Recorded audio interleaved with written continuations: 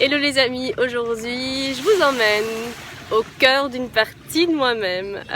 Oui, une partie parce que j'ai quand même le droit de garder une partie de mystère juste pour moi. Et j'ai simplement envie de partager avec vous en fait mon parcours. Et donc je vous dis ça juste après une petite page de générique. À tout de suite.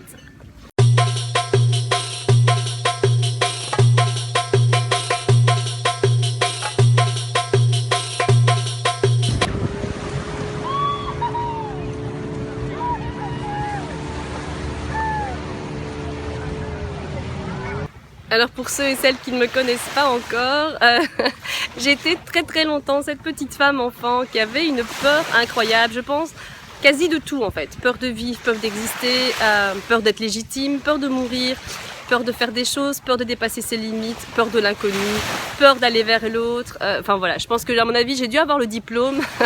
Petite, on m'a certifié diplôme de la fille la plus peureuse. Comme quoi rien n'est impossible. Et en fait, j'ai eu pendant très longtemps une mésestime de moi-même, à un point tel que je me dénigrais, je n'arrivais pas à apprécier ma propre compagnie, je manquais énormément de confiance en moi et j'étais extrêmement timide.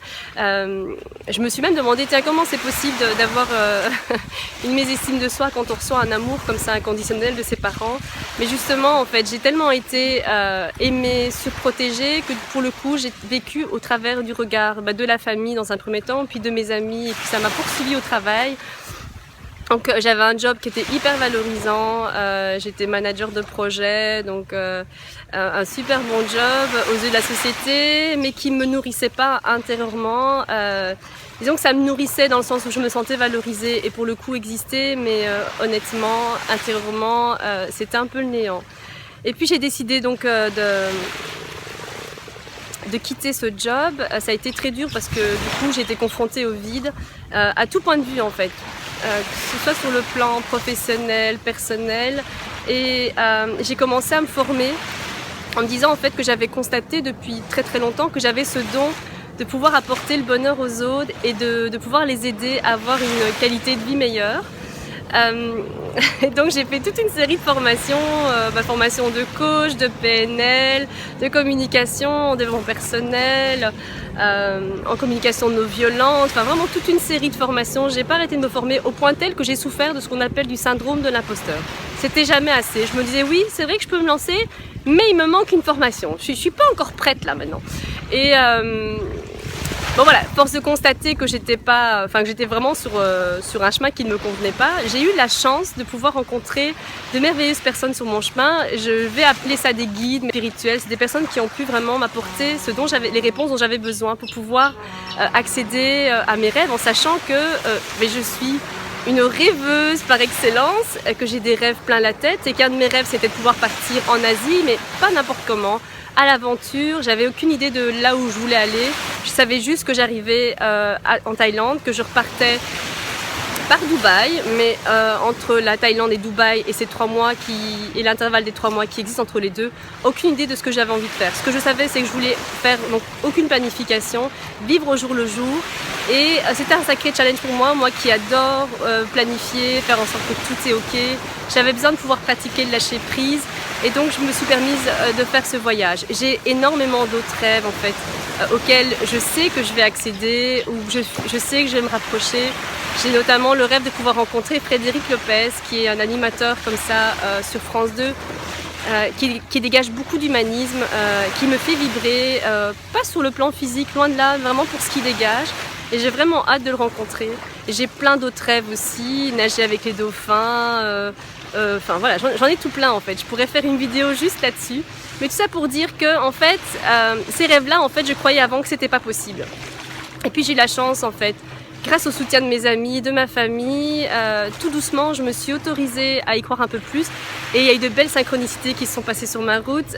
Notamment la première belle rencontre, ça a été Véronique Baudou, une merveilleuse femme qui est femme médecin généraliste, énergéticienne, géobiologue, chamane. Elle a toute une série de casquettes.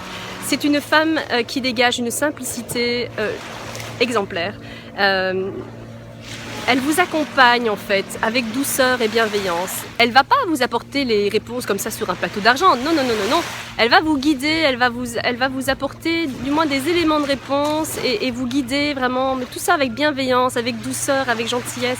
C'est une femme vraiment extra. Et alors elle a ce don de pouvoir, enfin moi je parle vraiment, c'est un don de pouvoir allier la dimension émotionnelle, physique avec la dimension spirituelle et énergétique. Vraiment, je suis honorée de l'avoir parmi mes amis. Véronique, je t'embrasse. Et grâce à Véronique, j'ai eu la chance de pouvoir rencontrer deux autres personnages.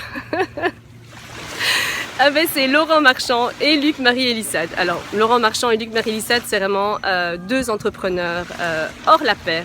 Ils ont une carrière de dingue, mais alors ils vivent avec une telle simplicité et puis ils véhiculent une âme d'enfant avec un petit brin, un petit sens de l'humour bien subtil qui va vraiment vous aider à vous dépasser en fait. Alors, Laurent Marchand, un sacré personnage. Ce mec dégage et véhicule, incarne la joie en permanence. Il est juste incroyable. Il a ce don de pouvoir vous donner avec justesse, vraiment un choix des mots, mais qui est d'une justesse incroyable.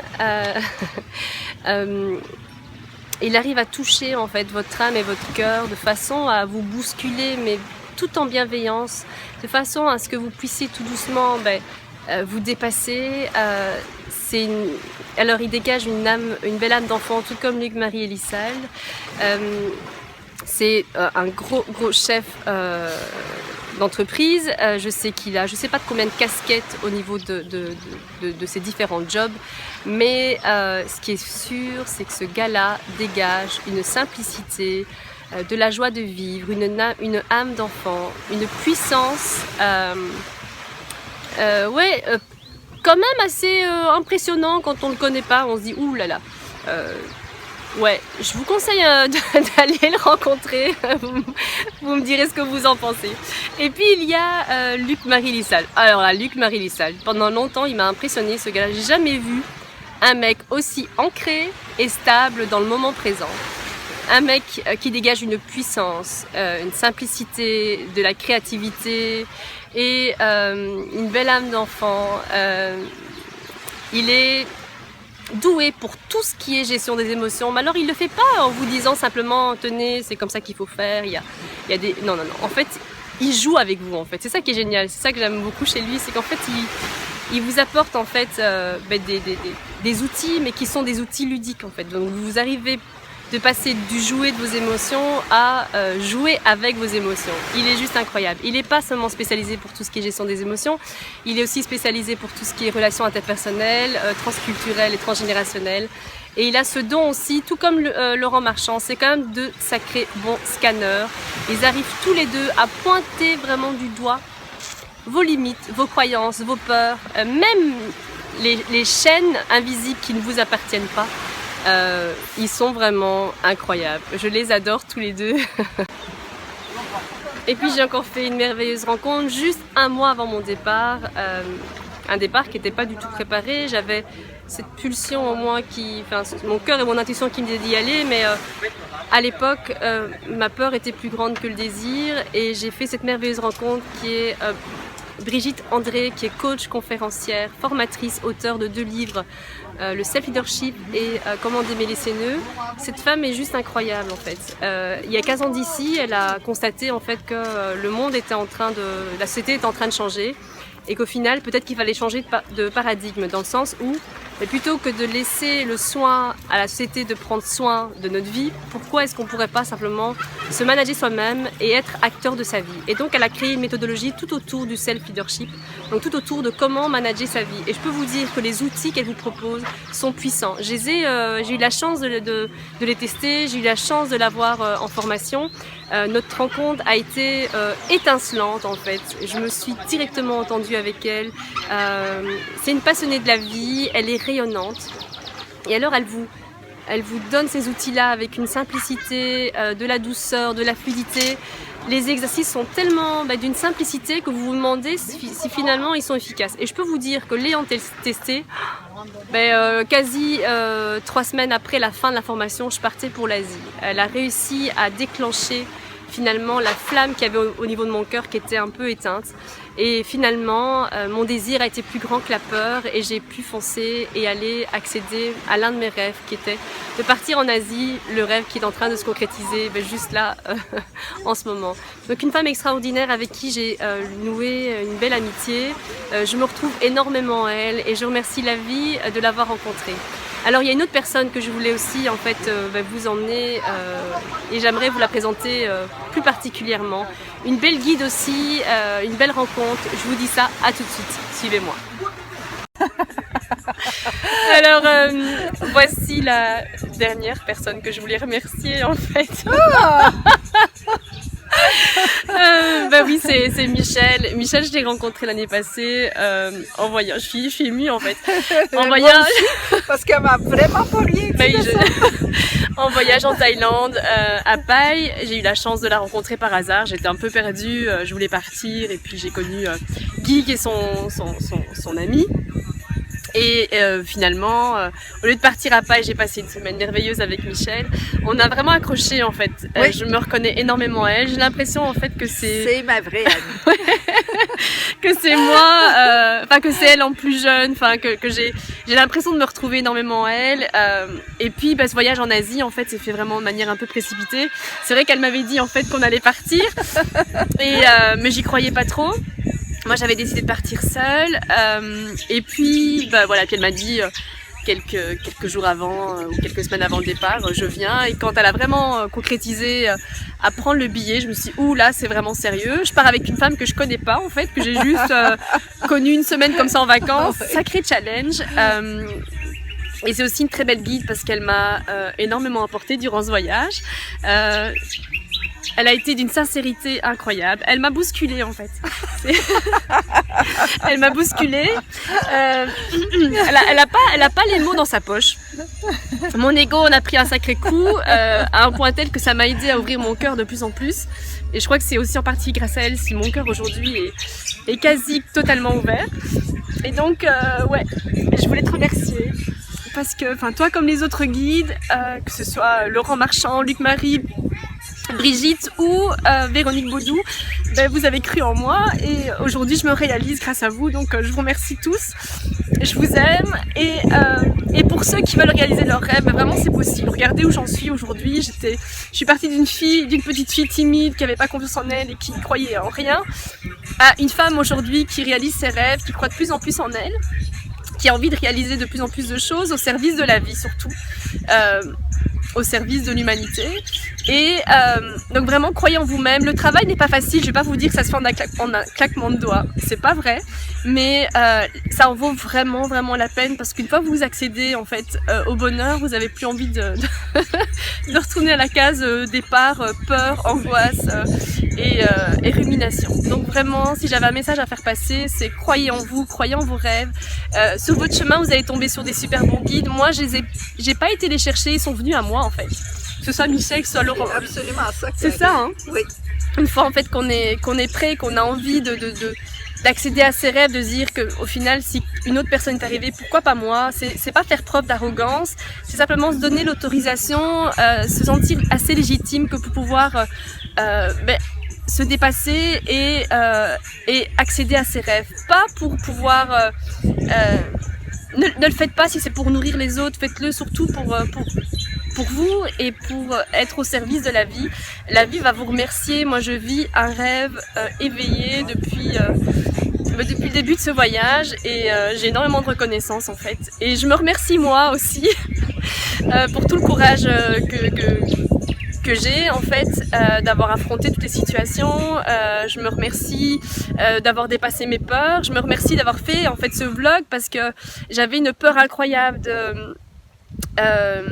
d'être jugée en fait et j'avais vraiment et je l'ai encore parfois sentiment de vouloir toujours être parfaite et par le biais de ces vidéos en m'autorisant finalement au travers de l'humour à être dans la légèreté, dans la joie, je me rends compte qu'au final je suis dans la perfection mais juste du moment présent et c'est juste énorme.